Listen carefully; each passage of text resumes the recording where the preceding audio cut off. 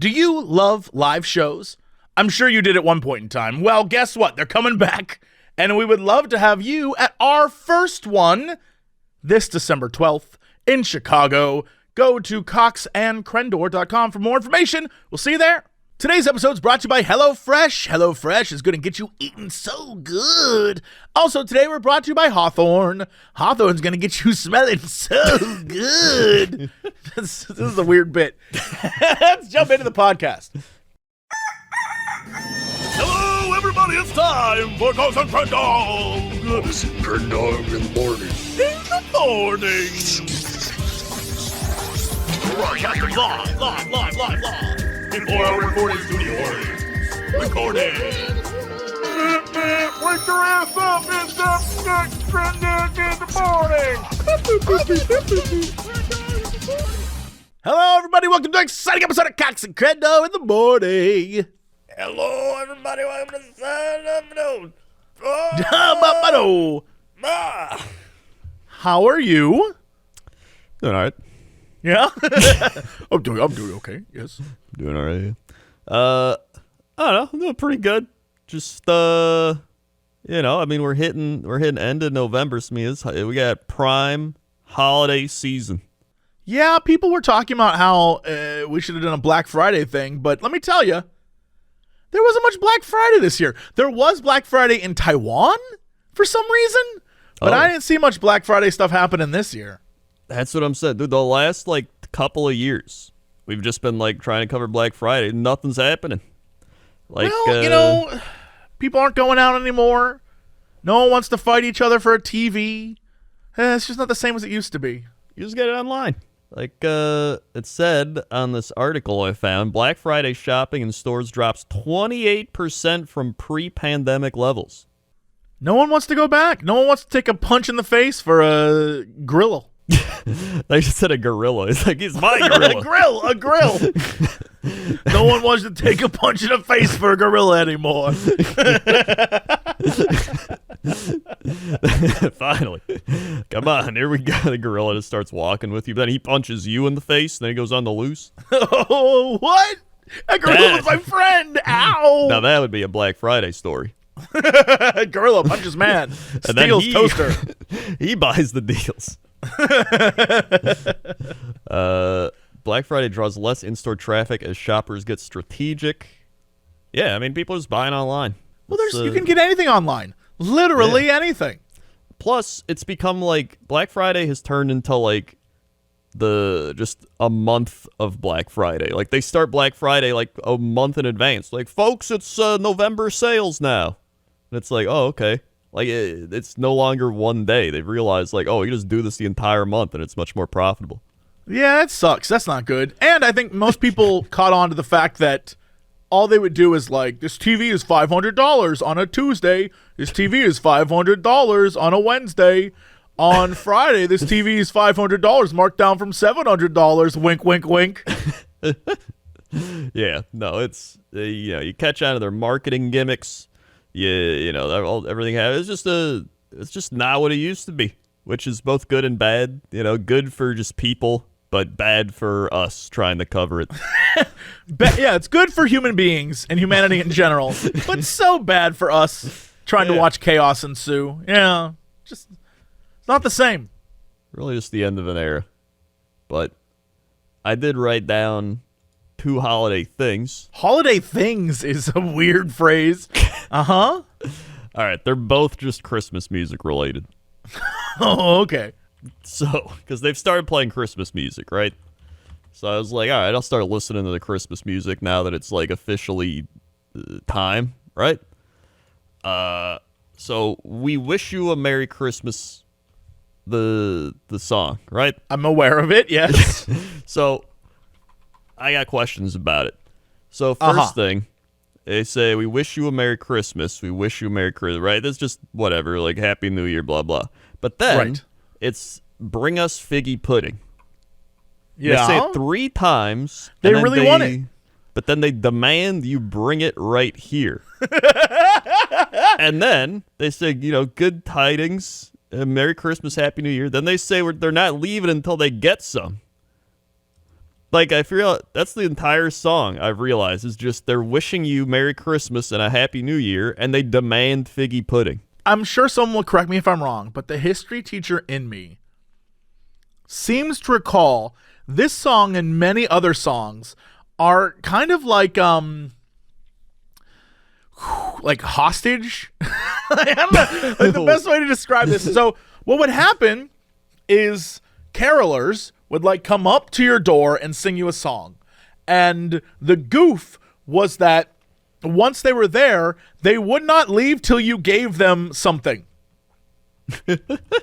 And this is like in the olden times. They would come up to me like, "We sing you a song of Christmas, and it's Christmas, and it's Christmas," yeah. Right? And then you would give them, I don't know, coffee or cider or a snack or something. Yeah, in return for their singing. Yeah, it's like a thank you. But it wasn't like you didn't request it. They would just show up and do it. And then it was expectant of you to give them a thing. So this song, to me, feels like it's a goof, but it's also exactly what would happen. So they'd be like, "We wish you a Merry Christmas," and they'd sing to the people, and then the goof is like, "No, so bring us some figgy pudding," right? And they're like, "We're gonna keep singing until you do."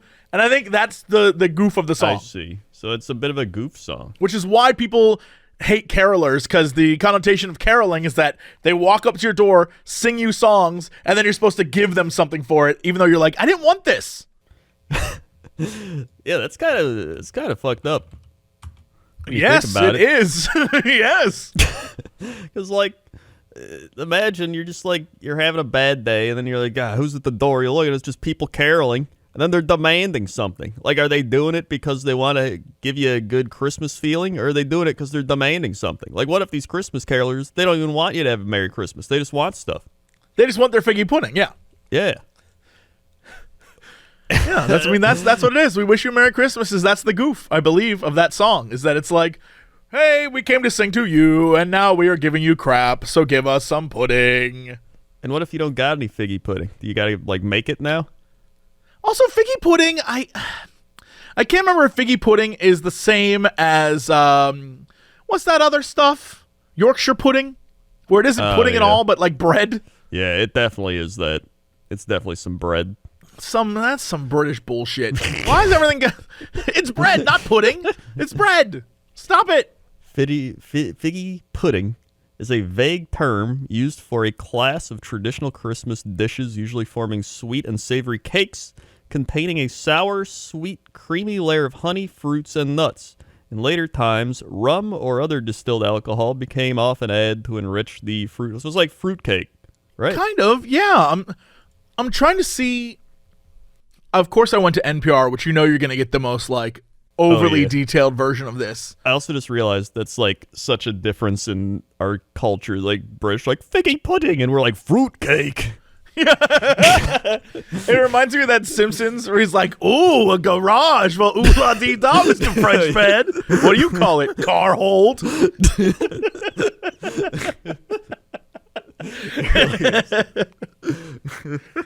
Yep. You continue. I don't know. They're saying here that they were talking about figs being one of those things where plums were used in a pre-Victorian generic way for dried fruit, more specifically raisins. So figgy certainly seems that figs would have been incorporated into the Christmas recipe. But basically, they're saying the idea of a figgy pudding is just like a generic term. I'm sure at one point it was fig-based. But just like, most things, if you go to the South and you ask for a Coke, they're like, "You want clear Coke? You want Sprite Coke?" Coke is just soda. So it's that kind of thing. I see. Well, I mean, my point still stands. What if they show up and you don't have any? Then, bad on you, I guess, is the point. Yeah, but like, they're not going to go until they get some. Well, then you could be like, "I'm going to get my shotgun. I'm going to get my shotgun." That is a very 1930s. "You better not be here." They start up the anti-Christmas caroling. That's got to be a thing. So, I mean, listen, we're talking like what was it? When did they Christmas carol? Was it like the 1930s? Christmas? No, like the 1830s. Oh. I guess, Christmas carols were sung way as early as 129 AD. A song called Angel's Hymn was sung at a Christmas service in Rome. But that's not like Christmas caroling. Yeah, it's not caroling. But they are saying that the songs, I saw three ships come sailing in, that song, that's 1410. Oh. Interesting. 1640s Puritans would carol. Yeah. But I mean, that's like same thing with Beggar's Night. The idea of Halloween and getting candy was, please, sir, may I have a morsel? I dressed up like a ghost, I did. Yeah. It's so. I just like to imagine there's like a standoff. It's like a siege where like they've started caroling outside your house for figgy pudding. And then you're just like, you ain't getting my figgy pudding. And then they're just like sitting out there and they're just like, what do we do? And they're like, keep singing. We're getting that figgy pudding. And then there's like days go by and they're just like surrounding your house, just singing. And you're just like, those carolers, they never leave, but they ain't getting my figgy pudding. And then it's just a standoff to see who can last the longest. I feel like the police would be called. It probably would, but I mean, we're also talking like, this is like 1855. I mean, So, all right, I guess. The police. You're surrounded by Christmas carolers. Yeah. There'd be Christmas carol fights. The caroler groups would fight each other for the prime spot. The territories. I found a thing. This is amazing. The Jesse tree. What? Jesse trees are a very old Christmas tradition and first started in medieval times. They are used to help tell the story of the Bible from creation to the Christmas story. The name comes from Jesse, who was the father of the great Jewish king David. One prophecy in the Bible says, a shoot will come up from the stump of Jesse. From his roots, a branch will bear fruit. Damn! I need a Jesse tree. You do need a Jesse tree. A branch is the sign of a new life, a new beginning. So basically, it's a tree where at the bottom is Jesse, and then at the very, very top of the tree on some branch is Jesus, is what it's saying. It's like a family tree, and it's like, include all these little things on your tree. That's too much work. That is a lot of work, yeah. But the crazy thing is the tree itself is just like a crappy, leafless tree. Which, if anything, that is a Jesse tree. That is like true. A poorly taken care of, kind of like whatever tree that's dolled up real nice. Oh, that's pretty cool. You got a Jesse tree. The Jesse tree, yeah. Shout out to Jesse's out there. I also want to bring up Elvis Christmas songs. Oh, blue. Yeah. The best one's the Porky Pig version, by the way. I'll have a Christmas.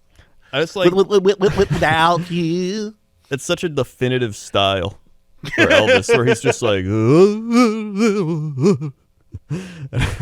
and it's there's something about it where I'm like, it is a style. It's just, you're right.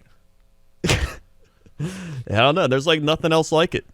And then there's those. Are you trying to tell me that you're an Elvis fan right now? Is that what's happening? I'll be an Elvis Christmas fan, but I'm not like an other song Elvis fan. Yeah, I'm like a Mariah Carey Christmas fan. I'm not gonna listen to Mariah Carey year round, but like at Christmas, yeah, all I want for Christmas is Mariah Carey. Mariah Carey is like probably in like the S tier of like Christmas song artists. Oh yeah, oh for sure. Yeah, like I'd put Mariah Carey S tier. Elvis is probably like borderline. He might be A tier.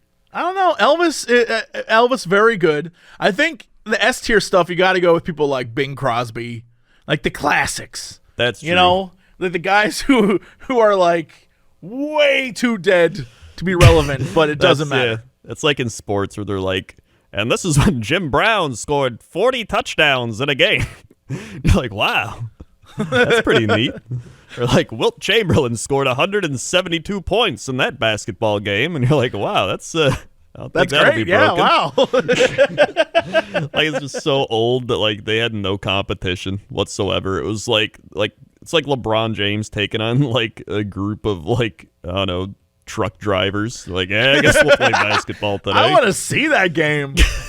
LeBron James versus 18 truck drivers.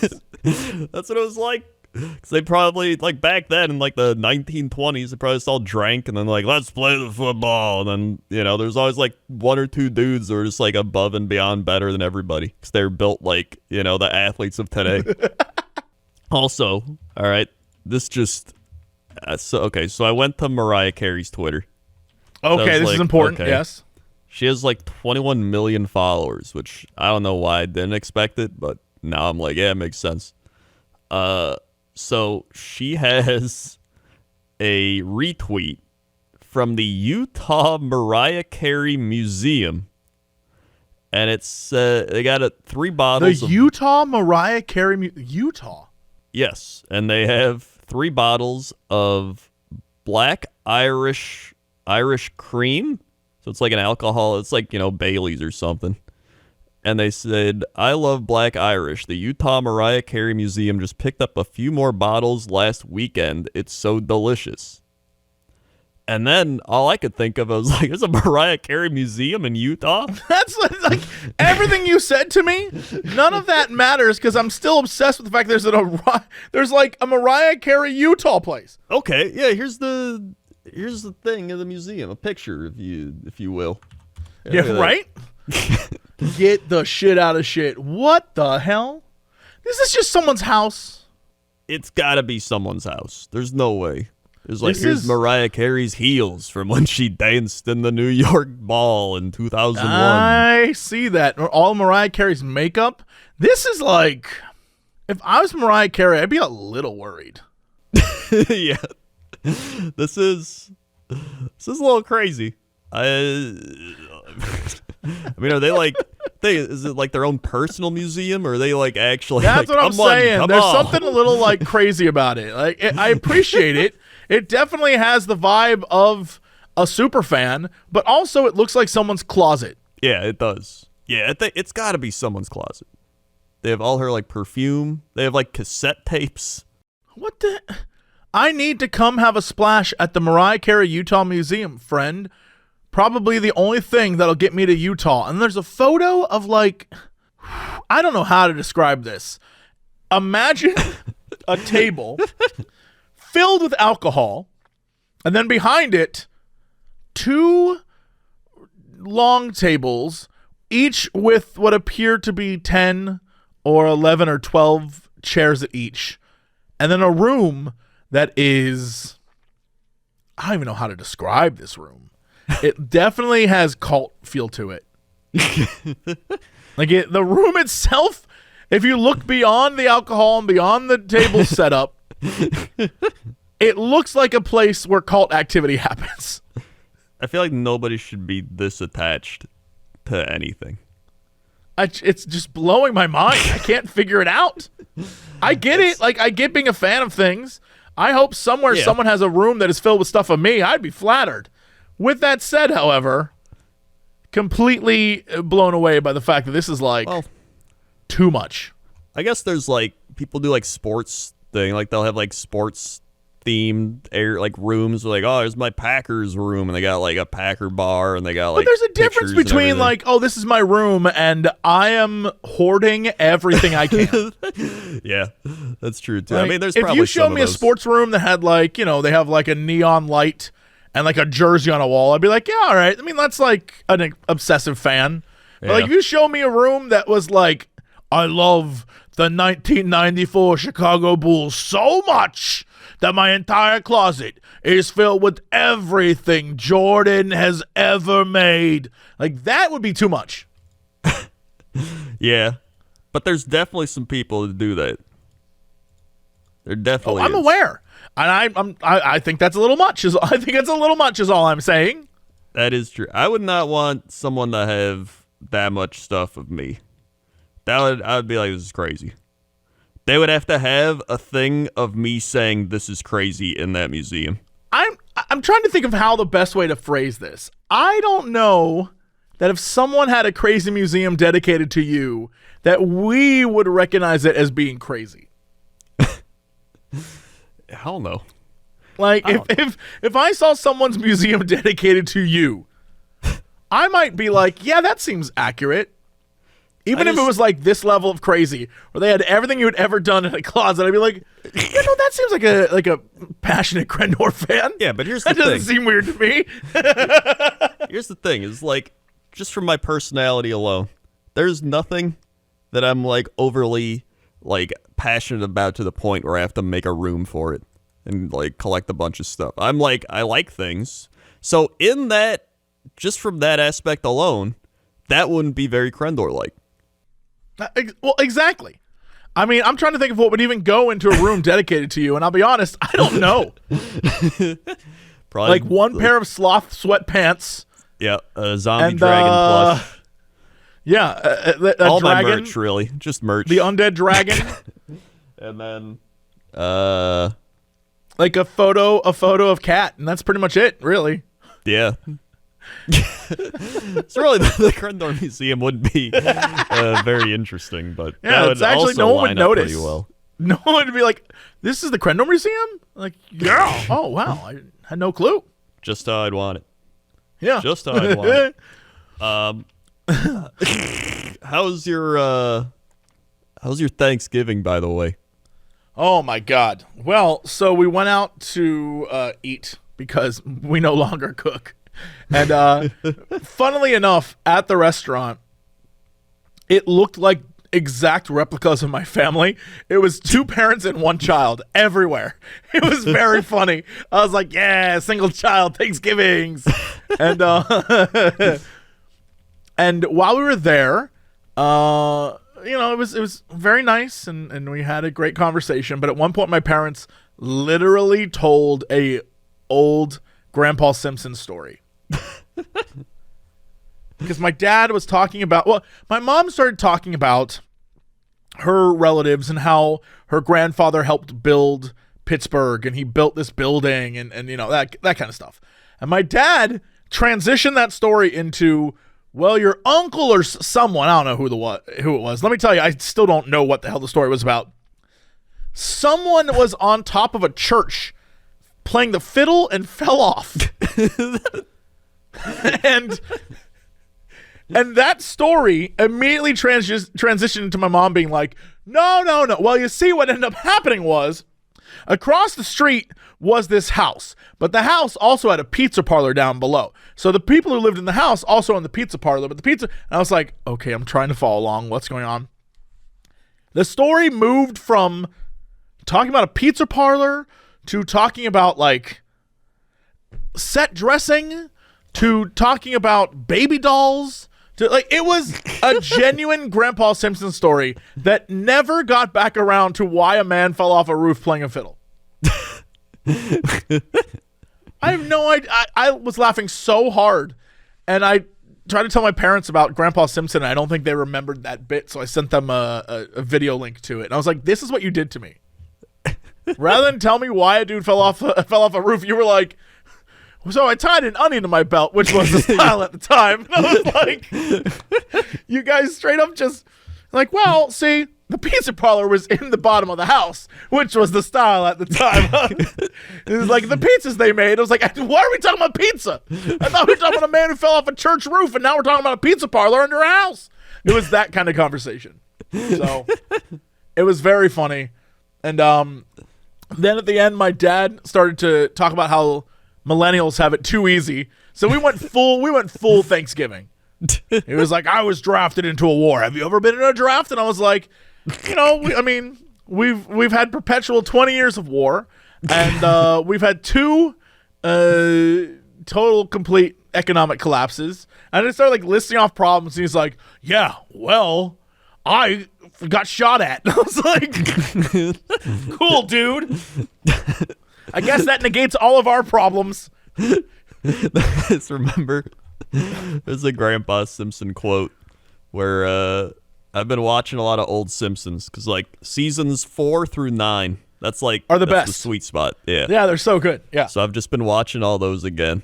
And there's like one where he's like, I need to remember what my dad told me as a kid. And he's like, Homer, you're dumb as a mule and twice as ugly. If a strange man offers you a ride, I say take it.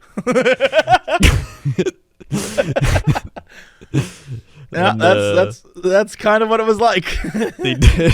There's the other where he's like, hey, listen, my story begins in 19-dickety-2. We had to say dickety because they stole our word 20. I chased the rascal to get it back, but I gave up after dickety 6 miles. There's a prime your parents' story there. It was a definite. It was just like that. It was that kind of vibe where the entire time I was like, okay. Yeah, it was lovely. It was a lovely time. I also discovered this past week that I cannot do Nashville hot chicken. Oh. Like, I love spicy food, but Nashville hot, it's too oily. I don't know what it is, but when I eat it, I'm like sick for 2 days. Every time. Without fail. And I just, for some reason, decided to test it again this week and was like, oh, why? Why'd I eat that? Yeah, I don't know. It's just like too greasy for me. I guess I have a grease threshold. I'm telling you, now you're hitting the Crendor digestive era. But it's always been that way. It's nothing new. It's specifically that and, what is it? You know when you get like pasta? And they do what is that stuff called?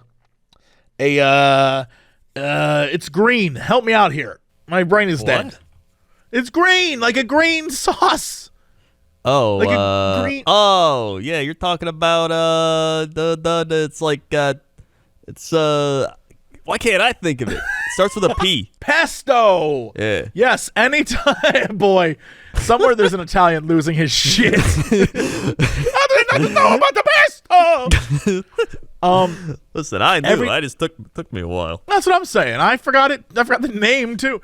Yeah. Every time I eat pesto on anything, if I have like because not the pesto itself, but because they always put it with oil. So whatever the dressing and stuff, it's like pesto plus oil, and it's all that oil always messes me up. And it's always been that way, which is why I don't even try to get pesto things because I'm afraid they're just going to put too much oil in it. Same with Nashville hot chicken. I was like, man, that does look good. All right, I'll get 2 strips of chicken. Just 2 strips of chicken. Messed me up. Took me out. I was like, oh. I feel that. So I can't do it. Yeah, I don't know. Oil. I can't do it. Yet, if I went to like somewhere where they had bread and they had like a little thing of oil and they put like salt, yeah. I could do that. I could like dip it, but I guess because I'm not like soaking it in oil. Yeah, like I could have a little bit of olive oil, you know. I could have like some I could have like olives, you know. I could have little bits, but like if you're taking like a greasy ass pizza or something and just eating it, it's over. Yeah, it's too much. I don't know why. It's always been that way with me. Oil, I just don't. Oil and Jesse don't mix. It's a fact. It's like oil and water. You just get separated. Yeah. Oh my God! I forgot to mention. I had this. We were talking about this on stream. Well, one of these we were all playing stuff, and nobody knew what I was talking about. So you know about baked ziti? I mean, I'm aware of baked ziti. Yes. So what I didn't realize is that because we don't call it that in Chicago, we call it mostaccioli. Ooh, I like that. That sounds way better than baked ziti. Yeah, so like I was Master like Choli. So like we were talking, it was like Sam and the whoever, and I was like, yeah, I was eating Master Choli, and they're like, what the hell, Master Choli? And I'm like, what? Like they didn't know, and then even the Americans didn't know, and I'm like, am I crazy? But then people in chat were like, oh, it's a Chicago thing. So apparently, I don't know why they call it the Master Choli, and then everywhere else it's ziti, but I don't know. Oven baked that's a great. Why is it called that? Do we have is there a Choli versus ziti? Oh, this is the definition. Here we go. All right. What? Mostaccioli is a type of penne pasta which resembles ziti, while ziti is a type of penne pasta which resembles mostaccioli. That doesn't help anything. It's literally the same thing. What you just said is the same. What? There's got to be. I can't. This is everywhere on the. I feel like we're being punked right now. I just went to a different website and it said the definition is masticholi is a type of penne pasta which resembles ziti, while ziti is a type of penne pasta which resembles masticholi. What the hell? This can't be. What? Here we go. Oh, okay. I think I figured it out. All right. It's the cut on the pasta. Oh, okay. So masticholi is diagonally cut, while ziti is blunt, straight down cut. Ah, interesting. Imagine if they were Christmas carolers and they wouldn't leave until you gave them masticholi. Bring it right now. I don't know what you mean. What do you mean? What's masticholi? We won't leave until we get some. Where do I get masticholi? We won't leave until we get some. No, I don't have any. Yeah, I can see it. Pat mine down. Too much grease. Well, speaking of too much grease, that doesn't make any sense. Speaking of too much grease, you know what? I'm going to make this work. All right. You're having too much grease in your life. Oh. That's right. You ingest far too much. But you know, the best way to prevent excess grease, boy, this is a stretch. Eating and cooking at home. That's right. You don't want all that nastiness from drive-thrus and fast food and all that. A good home-cooked meal is the best way to keep it fresh, keep it healthy, to keep it good. And HelloFresh is the easiest way to do that, with pre-portioned ingredients and seasonal recipes delivered right to your doorstep. Skip the grocery store. Skip all the crazy stuff you got to do to find a meal. HelloFresh is America's #1 meal kit, and here is why. HelloFresh offers 50 menu and market items to choose from every week, including vegetarian, calorie smart, gourmet options. So much variety. Ingredients travel from the farm to your door within a week, so you get the convenience without all the skimping on the quality. As we slowly move into winter, there's nothing better than cozying up with a comforting home-cooked meal like chicken ramen or gnocchi, like a turkey ragu gnocchi. Oh, man, that's the good stuff. Oh, yeah. HelloFresh can't be beat in value. Even at full price, it's 30% cheaper than grocery stores. And this holiday deal is the time to try it for even less. We, both Crendor and I, have used HelloFresh for a while. We love some of the recipes enough that we have taken the recipe cards and made our own recipes out of those cards. We just save them. Yeah, they're great. HelloFresh is a fantastic way to actually start to learn to cook for yourself. I cannot stress that enough. They guide you the whole way, and you see it come out almost exactly how it looks on the card, and you think to yourself, man, I can do this. And you can. All you got to do is go to HelloFresh.com/Cox14 and use code Cox14 for up to 14 free meals and 3 free gifts. Again, that's HelloFresh.com/COX14 and use code COX14 and get 14 free meals and 3 free gifts. It's HelloFresh, America's #1 meal kit. Also today, we're brought to you by Hawthorne. It is the premium men's grooming brand that makes it quick and easy to be confidently your best with skincare and hair care made just for you. Honestly, can I tell you the craziest thing? My dad came over one time and he saw my Hawthorne cologne and he's like, I love this. And I was like, do you want it? And he's like, well, where can I buy it? I was like, you can't buy it, bro. It was made perfectly for me. I can go get it. I can go log back on and get another one.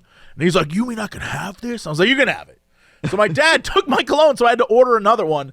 That's how good it smells. He loved it. I think it's like a Cox thing. We have our scent. We have the Cox scent, which is a weird thing to say, but that's what I said. They use data from hundreds of thousands of customers like me to recommend perfect products for your body chemistry, skin type, hair type, lifestyle. I guess it makes sense that, DNA would be a part of it. I cannot stress this enough. Taking the quiz It's super easy, super fun. Everyone likes to take quizzes online. That's just a fact. You can answer things like, what do you like to drink? Or what kind of aftershave do you wear? Or, when you go out, what kind of night out do you like? That kind of stuff. But also, what kind of deodorant guy are you? Or what kind of soap do you use? Those kind of things. And they whittle it down to get you the best smell, the best face cleanser, the best moisturizer, all the different things for you, shampoo, whatever. And at the end, they'll give you a list of things and you can choose what you want.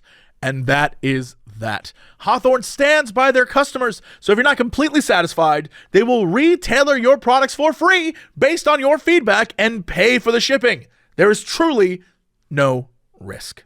So if you're ready to take the quiz, if you're ready to try Hawthorne, all you got to do is go to hawthorne.co and use promo code COX to get 10% off your first purchase. That's HAWTHORNE.co, promo code COX, hawthorne.co, promo code COX. All right, Crendor, let's jump to cards. Whoa, hey, ho, 7 in the sky. Don't give me shit. Don't give me shit for that. You don't have the right. Don't you do that. There's traffic here. Man, there's gotta be like a top 5 like worst ever like traffic intros ever. And this is don't, like you know what? there. Don't, no, just keep going. It's too late. Intro already happened. We're moving on. We're moving on. Looks good. Traffic. People going home from Thanksgiving. People buying the Christmas presents. People, man. People. Back to you. Thanks, Crendor. Now let's go over to the weather desk. How's that weather? Weather time. So, we got a weather request. I don't know if we've ever been here before, but if not, even if we have, I feel like we've forgotten, so it doesn't matter. Cox's Creek, Kentucky. Nice. Of course it's Kentucky. Of course it's Kentucky. Cox's Creek, Kentucky. 50 degrees and sunny. It said, watch, beware the Arctic Express. I don't know if that's like correlated to... Arctic Express sounds like a wind thing or something. And I think that's just happening to like the country or something. I don't know. So weather 51 high, 22 low, humidity 43%, pressure 30.04 inches, 10-mile visibility, 13-mile-an-hour winds to the east, dew point 28, UV index 1 of 10 with a waning crescent moon. That sun is rising at 7:36 a.m. and setting at 5:23 p.m.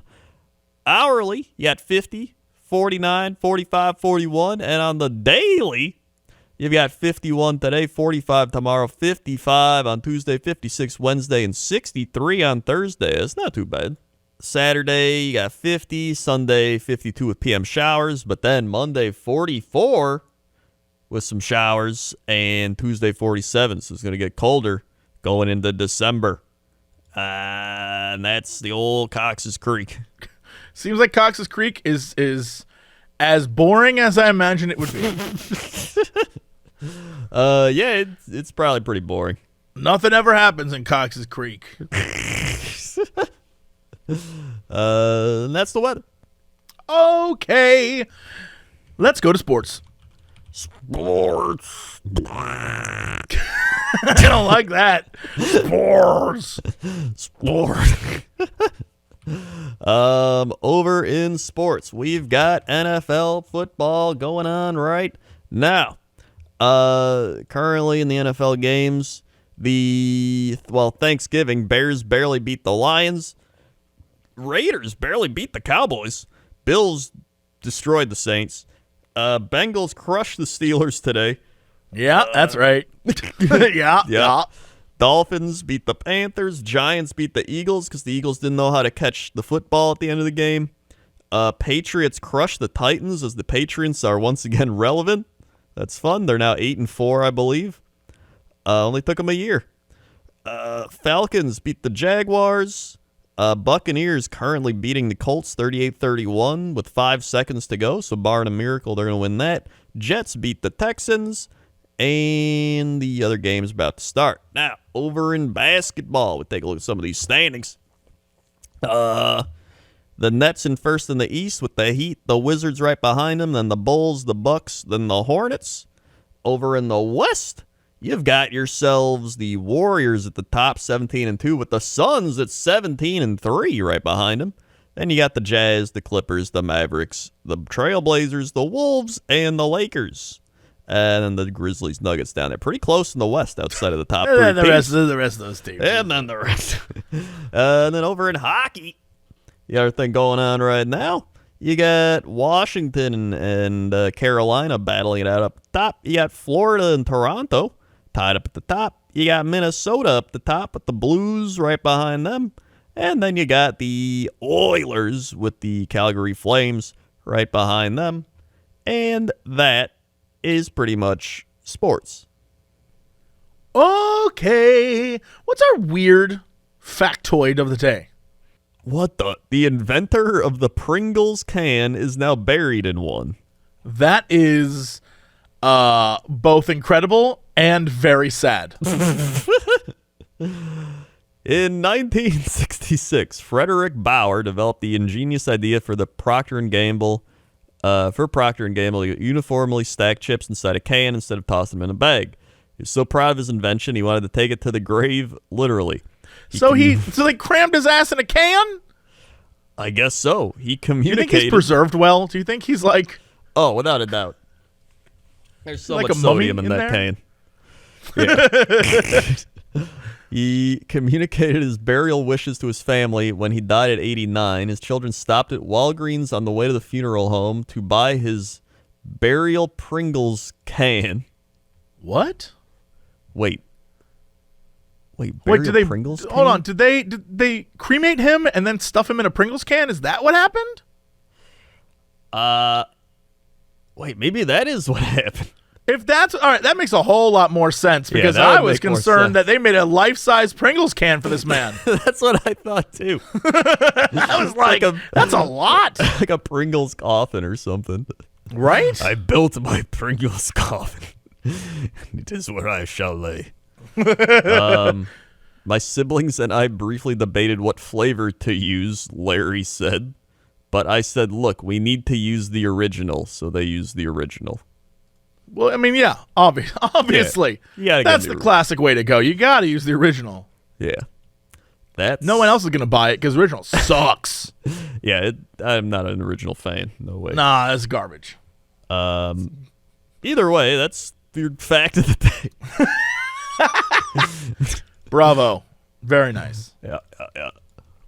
All right, well, what's our big news story of the day? Big news story of the day. Well, there's the two things that were sent to us. One was the End Times preacher talking about her crazy story, which isn't really a news story, but it's just a thing. It's just a crazy person being really crazy. She was just like, I turned in bed to my husband, and he was a lizard coming out of his body, but a ghost lizard. And he said, I'm going to have sex with you. And she said, be gone. Yeah, she rebuked the sex lizard in the name of Jesus. Yeah. Me, on the other hand, I would not do this. I'd be like, Jesus, take the wheel. I'm about to bang this lizard. But it turned out that the alien lizard turned out to be a reptile with a posse of gargoyles. So he had a gargoyle. Right. Well, you know, at that point, I'd just be like, yo, gargoyles, you went on this lizard sex fest? Because it's going to get real nasty. And the gargoyles would be like, hell yeah, Mr. J. And then, we'd all bang. Yeah. That's how I imagine it going down. That's what happened in Cox's Creek. It's the only thing that's ever happened there. So we got Florida man flies Learjet with excavator like a toy plane. What? So if you take a look at this one, there Is he is. he in? I see. That's very cool. I imagine that's terribly dangerous. Oh yeah, without a doubt. Yeah, he's in one of those giant cat excavator digger things, and he's using the claw at the end of the crane or whatever that is to hold the back of the plane. That he's flying it around and spinning it, which is That's like something you do in a video game, like one of those simulator games. Yeah, it can't be legal, but like also good on him. It looks neat as hell. Yeah. There is a saying that some people never grow up. It's just that their toys get bigger and more expensive. That was definitely the case with this Florida man who used his excavator to fly a plane and have a bit of good old fun after it was off to get scrapped. Video shot by the user Vice Aviator on Instagram, who worked at the aviation industry, has been making rounds on the internet while shocking and delighting many people because of its unusual nature. It's shocking and delightful. Shocking and delightful. That's something that's like a very old white lady thing to say. It's shocking and delightful. That young man is shocking and delightful. I never know what to expect. Yeah, that's the kind of thing you say to a person when like you like it, but you know that it's wrong. Yeah. Ooh, like I really enjoyed that, but I acknowledge it's wrong. Shocking and delightful. I haven't seen that since the Leave It to Beaver days. He wrote, after leaving the airport this morning, after my flight training, I decided to go and be an AV geek and go look for the 707 that was recently scrapped. After no luck, I made a U-turn and saw the Learjet was about to meet its fate. Little did I know it was going for one last flight, not the flight I thought. He truly was at the right place at the right time to capture a unique moment on video. It has now been reposted numerous times. Another user replied saying this could be narrated by David Attenborough. Yes. I like how some of these articles just turn in, they like take social media posts as like news thing. Like one they're not articles anymore. Yes. Yeah. They're just like, here's my hot take. Like just report the news. I don't care. Like Jiminy Johnson said, wow, this shirt is crazy. While Becky454 said, wow, that might be dangerous. Like, cool. That's awesome. Like, okay, cool. Also, the story happened like a year ago, but I don't care. Well, that's it for us today. Thank you so much for tuning in to whatever the hell we got going on every week. You're amazing. We'll see y'all next time. But first, Crendor, hit them with the socials. We've got socials. There is youtube.com/Cox and Crendor podcast. That's where all these podcasts are, but on YouTube. We are also on Spotify, iTunes, SoundCloud. Just search Cox and Crendor. You'll find it. Also, if you go to youtube.com/Cox and Crendor without the podcast part in the end, you'll find all the animations. Very good, very fun. And, very good, very fun. You can find us on all our stuff. Twitch TV, Jesse Cox. Twitch TV, Crendor. YouTube, Jesse Cox. YouTube, Crendor. Twitter, Jesse Cox. Twitter, Crendor. Facebook, Jesse Cox. Facebook, Crendor. Instagram, Crendor was taken. Instagram, Notorious Cox. Patreon, Jesse Cox. Patreon, Crendor. That's it. All right. Well, see y'all next time. And as always, Chicken Rhino. to be continued.